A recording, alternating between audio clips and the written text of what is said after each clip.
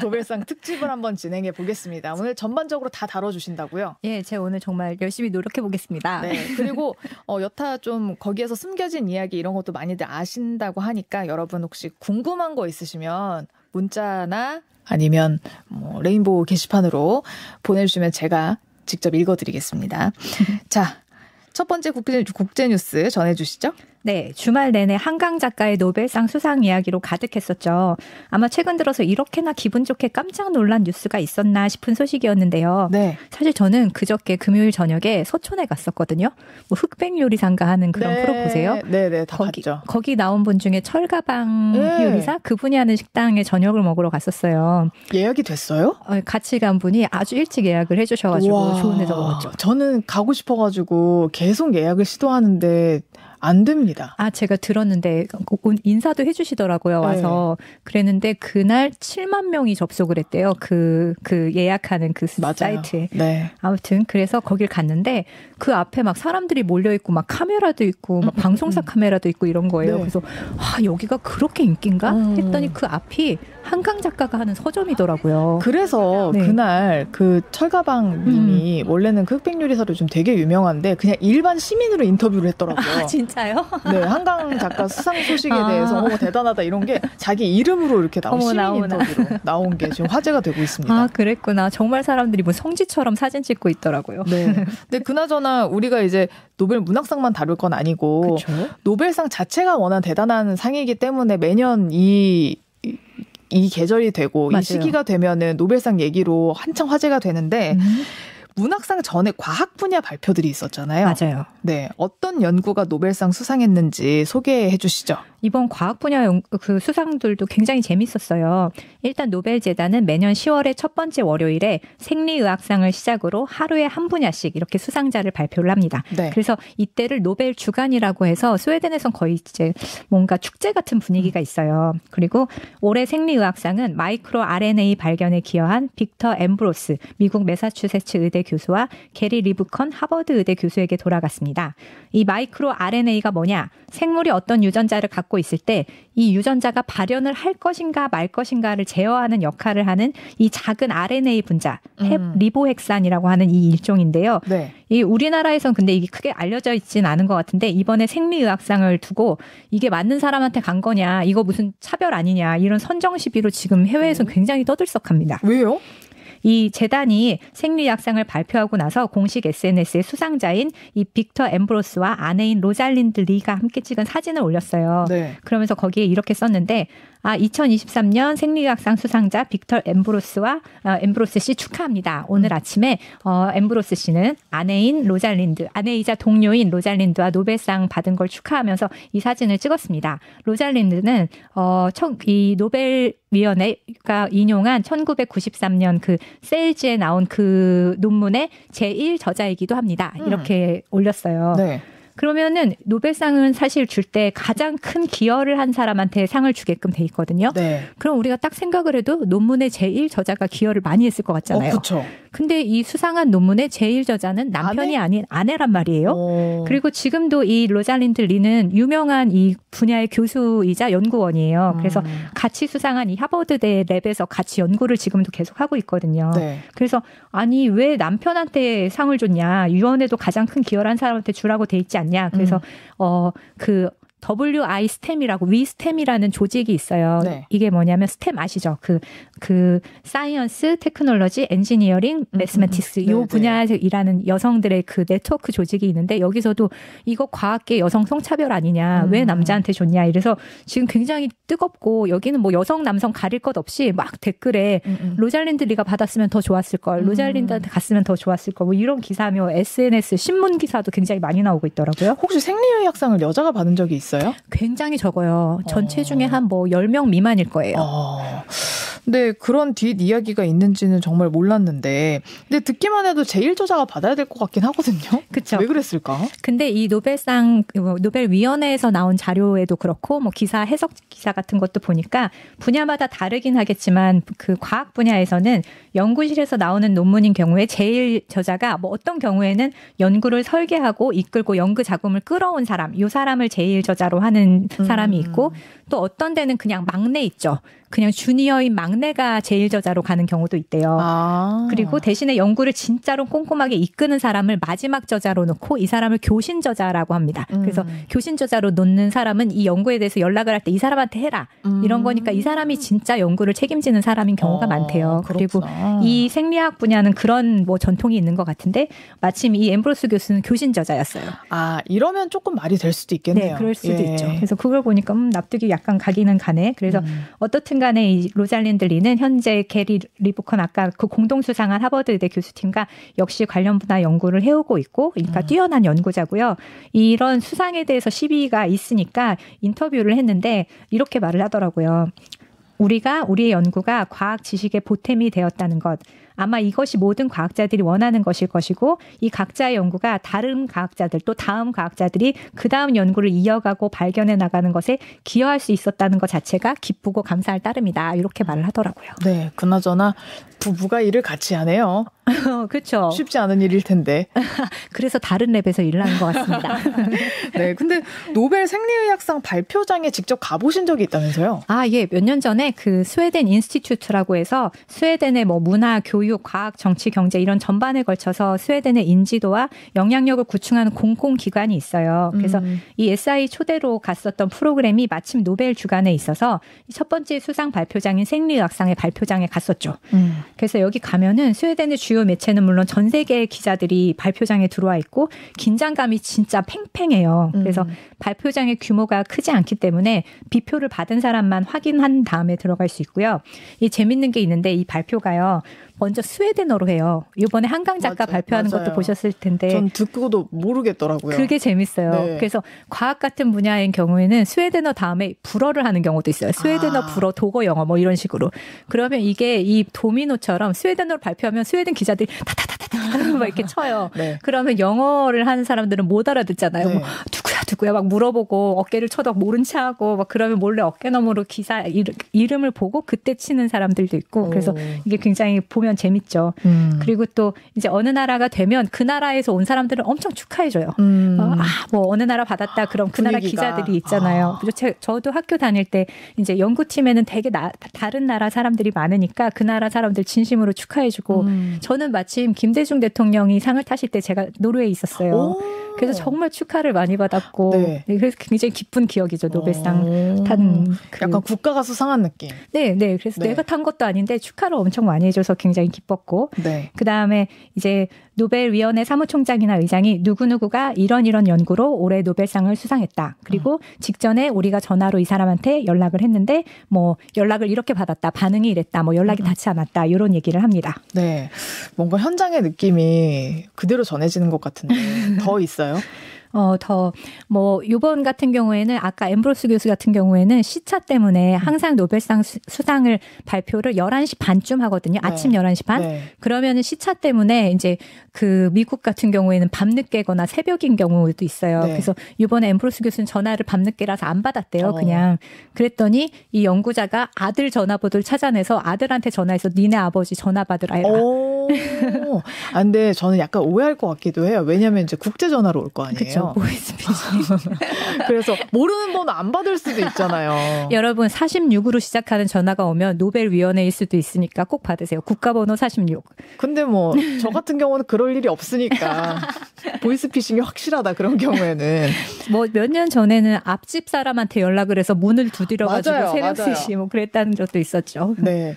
저 질문 하나가 들어왔는데 5805번님이 마이크로 RNA는 저 대학교 때 생화학 시간에 배운 적이 있는 것 같은데 발견하고 한참 후에 수상을 하는 건가요? 맞습니다.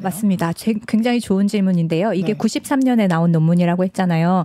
예전에는 그 전에 나온 연구를 했더니 뒤집히는 경우가 많은 거예요. 그래서 이게 정말 시간이 지나서 이 연구가 확실해지고 여러 산업 분야에 어떤 영향을 미쳤고 뭐 이런 게 확실해진 다음에 주는 경향이 있어요. 그래서 보통은 말씀하신 것처럼 20년, 30년 후에 연구가 상을 받죠. 그래서 제가 조사를 보니까 상을 탄 사람의 평균 연령이 65세인데 이 사람들의 연구가 그러니까 상을 받은 연구는 40대 때 이루어진 연구가 많다고 하더라고요. 그렇구나. 네. 자, 다음 수상자도 알려주시죠. 네. 다음 수상자는요. 이번 노벨 과학상은 거의 뭐 인공지능에 휩쓸었다 이렇게 해도 과언이 아닌데요. 그거 진짜 신기하더라고요. 너무 신기하죠. 네. 무섭기도 한데 저는. 먼저 물리학상은 AI의 대부로 불리며 기술의 토대를 놓은 연구자 두 사람이 받았습니다. 미국의 물리학자 존 호필드라는 사람, 그리고 이 사람이 신경망이 그러니까 이 AI를 설계할 때 뇌 신경망처럼 설계를 했거든요. 그래서 이 신경망이 정보를 어떻게 저장하고 처리할 수 있는지 이 시스템을 개발한 사람이고요. 영국의 물리학자 제프리 힌톤은 생성 AI 시스템을 가능하게 하는 확률 기반 시스템을 개발했습니다. 그러니까 이게 디지털은 전부 다 0 아니면 1이잖아요. 이 네. 확률을 계산해서 이렇게 갈지 정하는 이 시스템, 이 확률 시스템을 개발했는데 제가 요즘에 머신러닝과 딥러닝을 배우고 있어요. 교육을 받고 있거든요. 네. 그래서 이 사람들의 이름이 수업 시간에 나왔던 이름이에요. 그래서 어머나 이거 왜 나한테 귀에 익지? 했더니 그 사람들이더라고요. 그렇구나. 그래서 이 사람들은 정말 AI의 대부라고 불리는 사람들이고 현재 우리가 쓰는 챗 GPT, 제미나이 이런 인공지능의 토대를 마련한 연구입니다. 네. 그리고 화학상 얘기할까요? 저는 이번에 되게 궁금했던 게 어쨌든 AI가 휩쓸었다고 하는데 물리학이랑 물리학이랑 화학상에서 받았잖아요. 맞아요. AI가 물리랑 화학이야? 그러니까요. 저는 그래서 항상 우리나라의 지금 학부 시스템이 응용으로 가는 게 너무 안타깝다고 생각했는데 이 모든 응용은 기초과학에서 나올 수밖에 없어요. 그러게요. 뭐 피아노를 바이엘을 안 치고 바로 체르니 40을 칠 수는 없는 거잖아요. 그것처럼 이 토대 바이엘에 해당하는 것이 이런 기초과학이라서 저는 이런 토대가 없었다면 지금의 응용과학은 있을 수가 없었을 거예요. 네. 그리고 그게 정말 강국인 것 같은데 네. 이제는 또 모르겠네요. 화학상도 이제 이름까지는 그렇지만 연구 내용을 깊이 들어보셨을 텐데 2016년이었죠. 인공지능 알파고와 이세돌 구단이 벌인 세기의 바둑 대결. 네. 이 대결로 AI가 진짜 얘가 이렇게 빨리 학습하는구나. 실제로 어느 수준인지 전 세계가 확인하는 계기였고 또 결과적으로 AI가 사람을 이겼네. 이 싱귤레러티 포인트에 도달하는 것을 보면서 두려움을 갖게 된 순간이기도 했습니다. 그래서 이 알파고를 개발한 곳 구글 딥마인드 여기에 최고 경영자인 데미스 허사비스와 연구원인 존 점퍼 이 두 사람하고 그다음 워싱턴대의 데이비스 베이커 교수가 올해 화학상을 받았는데 네. 그러니까 이 AI 딥마인드 여기 회사를 여기서 개발한 사람이 받은 거예요. 네. 근데 뭐 그걸로 탄 건 아니고 두 사람인 허사비스와 점퍼는 단백질 구조 예측을 설계하고 예측하는 이 AI 알파폴드라는 걸 개발했고요. 베이커는 단백질 설계할 수 있는 AI인 로제타 폴드를 개발했는데 이 여담이지만 사이언스에 등재된 베이커 교수의 단백질 구조 예측 관련 논문의 제1저자가 현재 서울대학교 생명과학부의 백민경 교수라고 해요. 맞아. 저 이 뉴스 본 것 같아요. 그래서 우리나라가 그래도 조금 가까워졌나 봐. 한 발 가까워졌나 봐. 이런 생각도 들었고요. 제1저자한테 주면 좋겠다. 그러니까요. 정말. 그러니까요. 네. 그리고 노벨위원회에 따르면 이게 단백질 구조를 이해하는 게 이게 50년도 넘은 묵은 과제였대요. 사람들이 어떻게 계산을 할 수가 없는 거예요. 근데 이 AI가 이걸 계산해낸 거죠.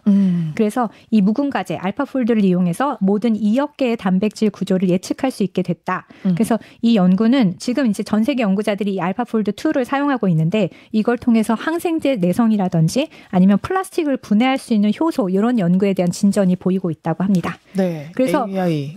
노벨 물리학상 수상자는 AI 알고리즘을 개발했고 화학상 수상자는 이 AI를 활용한 연구로 상을 받았으니까 노벨 물리학상은 AI의 대부가 화학상은 사실상 AI가 받은 거나 다름없다. 이렇게도 얘기를 하시더라고요. 이 얘기하려고 그랬어요. AI가 서운할 수도 있겠다. 내가 한 건데. 그렇죠. 일은 내가 다 했는데 뭐 이렇게요. 그리고 질문 하나 더 들어온 게 3990번님이 노벨상은 죽은 사람은 못 받나요? 못 받습니다.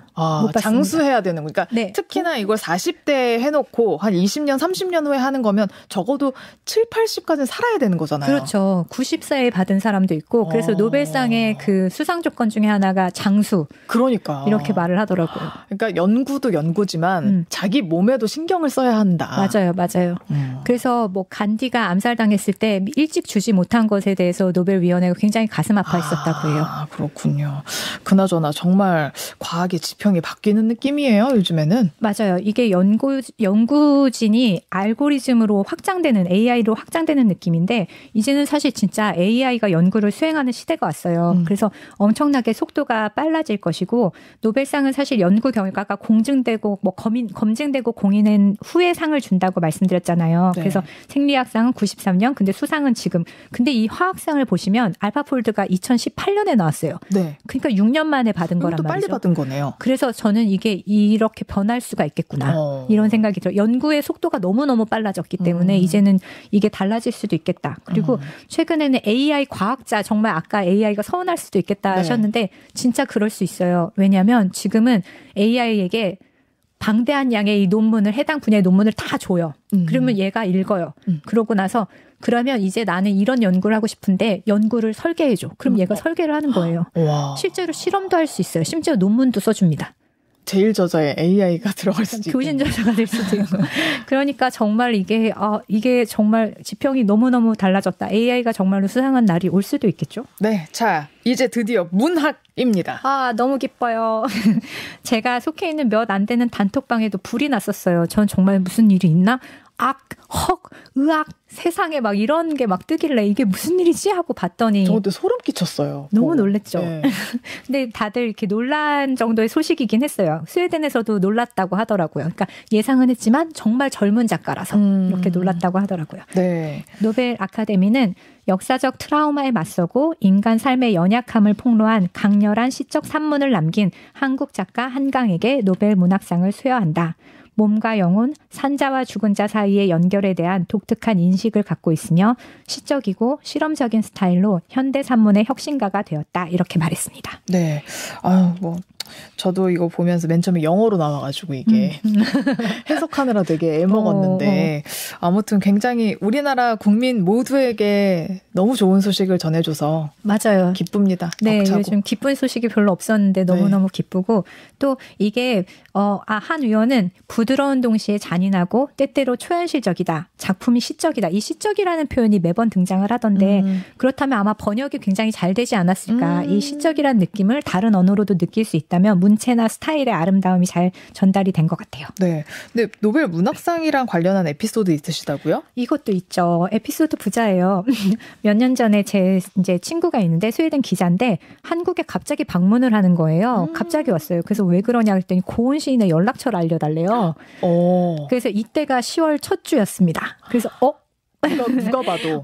그래서 근데 그때 그 해에는 고은 시인이 그해 노벨 문학상 수상자 후보 중에 가장 확률이 높았대요. 그래서 그 친구가 스웨덴의 통신사 TT라고 우리로 치면 연합 같은 거거든요. 네. 이제 거기에서 왔는데 수상 직후에 거기서 대기하고 있다가 수상을 하면 발표가 나서 진짜로 이 사람이 수상을 하면 인터뷰를 해라. 네. 이렇게 해서 왔었는데 이 말씀드렸듯이 매번 노벨상 수상자를 사람이 투표를 한단 말이죠. 한 40명, 45명 이렇게 노벨 의회 회원들이 투표로 뽑다 보니까 어떤 경향이라는 게 있어요. 그래서 그 해에는 고은이 가장 높은 확률로 점쳐졌던 해에는 그 직전 해에 스베틀라나 알렉시에비치라는 벨라루스 작가가 상을 받았거든요. 네. 근데 그때가 그 상이 전쟁, 체르노빌을 고발한 르포 작가였기 때문에 그 다음 해에는 아마도 순수문학, 시, 비유럽권의 남성일 가능성이 높다. 그래서 고은 시인의 가능성이 가장 높았던 거예요. 네. 그랬는데 고은 시인이 타지 못하고 그해 누가 탔을까요? 밥 딜런이 탔습니다. 그런데 이렇게 보면 다 맞아요. 비유럽권이죠. 미국이니까. 그리고 남자이고 그리고 밥 딜런이 음유 시인이라고 불리잖아요. 순수문학. 네. 순수문학은 아니지만 시라고 불리니까. 그래서 어떻게 보면 이런 예측이 대략 맞을 수는 있죠. 그럼 올해도 그랬던 거예요? 전 올해도 가능하다고 생각해요. 왜냐하면 작년에 요온포세가 탔잖아요. 네. 노르웨이 나이 많은 남성 작가 그리고 문학이긴 하지만 그 순수 문학에 가까운 현실하고는 약간 떨어진 근데 한강 작가는 굉장히 사회적인 트라우마를 드러낸 역사적인 아픔을 갖고 있는 그리고 노벨위원회는 항상 그 나라의 역사를 다룬 작가들을 좋아해 왔어요. 사실 지지난주에 우리 국제뉴스 하시는 북극 여우님이 나가기 전에 이 얘기를 했었어요, 저한테. 그쵸. 올해는 약간 기대해봐도 좋을 것 같다. 그쵸. 그러면서 이번에는 아시아권에서 나올 것 같다. 그쵸. 그 얘기를 하고 가셨는데 저 진짜 소름 끼쳤어요. 그래서 저는 한강 작가가 언젠간 탈 거라고 생각했지만 그래도 굉장히 빨리 탄 편이라서 너무 반갑고 기쁜 소식이죠. 어떻든 이 로직에 한강 작가가 딱 맞는 사람이었고 뭐 어떤 분들은 여성이라서 탄 거 아니냐 뭐 이런 얘기 하시는데 작년에 남성이 타서 올해 여성이 탔으면 내년에 남성이 타면 올해 여성이 타서 남성이 탔다고 말할 수는 없는 거잖아요. 저는 그냥 뛰어난 작가에게 탔다고 네. 생각하고 네. 스웨덴 언론에서도 비교적 다 그런 평가입니다. 네. 근데 좀 도움을 받은 곳들이 있긴 있다면서요, 한강 작가가. 맞아요. 제가 이번에 서울문학회라는 곳을 소개해드리고 싶은데 이 2006년에 라시 바리의 당시 스웨덴 대사님이 시작한 모임이에요. 대사관에서 이제 스웨덴 대사관에서 한국문학 번역원과 함께 한국 작가를 초대를 해서 주한 외교관들과 함께 작품에 대한 이야기를 듣는 모임이거든요. 제가 3번 갔는데 고은, 천명간, 한강 작가가 왔었어요. 오. 그리고 이 한강 작가가 왔을 때 그 다음 해인가 아마 그 부커상을 탔던 것 같아요. 그리고 그 자리에는 영국 대사님도 계셨었고요. 네. 그래서 이 노벨위원회가 스웨덴 기관이다 보니까 한국 문학을 접하기가 어렵잖아요. 다른 나라 문학을. 그래서 그렇죠. 노벨위원회도 그런 한계를 알고 있기 때문에 비유럽 문학에 대해서 더욱 관심을 가지려고 노력을 하는데 이렇게 한국 문학에 대해서 공유하고 알리는 노력을 스웨덴 대사관에서 하고 있는 거죠. 그래서 수상자를 투표로 결정하니까 AI처럼 무슨 판매량 아니면 뭐 번역이 몇 언어로 됐나 이런 정량 평가가 아니라 정성적인 요소가 굉장히 많이 개입을 하거든요. 그래서 과거에 대사님하고 얘기하면서 저 노벨상에 대해서 좀 취재하고 싶은데요 했더니 내 친구가 노벨위원회 사무총장인데 소개해줄까? 우와. 뭐 이러더라고요. 그러니까 네. 굉장히 좁은 소사이어티고 그러면 야 한국에서 요즘 뜨는 작가 누구야? 이런 얘기가 당연히 나오겠죠. 그쵸. 그리고 노벨상을 선정할 때 특히 문학에서는 이 작가가 이 나라에서 얼마나 유명한지가 굉장히 큰 지표래요. 그러니까 한강 작가의 작품이 한국에서 뭐 폴란드 작가가 탔을 때도 그 나라에서 굉장히 유명한 작가였거든요. 그래서 우리가 책을 많이 읽는 것 자체도 노벨상이 나오는데 도움이 되는 일이죠. 네. 자, 그리고 또 네. 있어요. 이제 이런 낭독회라든지 뭐 해외에서 이런 데 작가들이 가서 자기 작품 세계를 설명하고 이런 게 굉장히 큰 역할을 하는데 엊그제 이제 가끔 제 모이는 아까 그 철가방 거기서 만난 네. 거기에서 들은 얘기가 있는데 문체부 공무원으로 계시던 분이 나는 한국 문학을 세계에 알리는 일을 정말 하고 싶어. 그래서 죽기 전에 한국 작품이 노벨 문학상 타는 걸 보고 싶다 이러면서 문체부 공무원을 간두고 한국 문학 번역원으로 가신 분이 있었대요. 네네. 그랬는데 이 박근혜 정부의 블랙리스트에 한강 작가가 포함되어 있었잖아요. 그래서 한국문학 번역원에서 지원한 해외 문화 교류 행사 지원에서 배제되기도 했었는데 문학 번역원이 그 정부의 지시를 따르지 않고 한강 작가를 지원을 했었거든요. 그래서 이런 여러 사람의 응원, 뭐 바램, 또 소신을 지키는 성실한 사람, 이런 아름다운 이런 마음이 뛰어난 작품을 만나서 우리 모두에게 기쁜 소식을 줬다고 생각합니다. 네, 신청곡 있으시다고요? 네, 오늘 너무 팬심이 드러나나요? 과거 한강 작가가 이렇게 소설 작별하지 않는다를 쓰면서 들은 노래의 이야기를 한 적이 있어요. 뭐 초고를 다 쓰고 택시를 탔는데 악동 뮤지션의 노래가 흘러나오고 있었다. 아는 노래고 유명한 노래라서 듣는데 마지막 부분의 가사가 전혀 다른 의미로 다가와서 저도 모르게 눈물을 흘렸습니다. 뭐 이렇게 말씀하시더라고요. 네. 그 대목이 어떻게 내가 어떻게 너를 이후에 우리 바다처럼 깊은 사랑이 다 마를 때까지 기다리는 게 이별일 텐데 이런 부분이거든요. 네. 그래서 악뮤의 어떻게 이별까지 살아가겠어 널 살아가는 거지를 신청합니다. 네, 지금까지 하수정 북유럽연구소 소장과 함께 이야기 나눠봤습니다. 고맙습니다.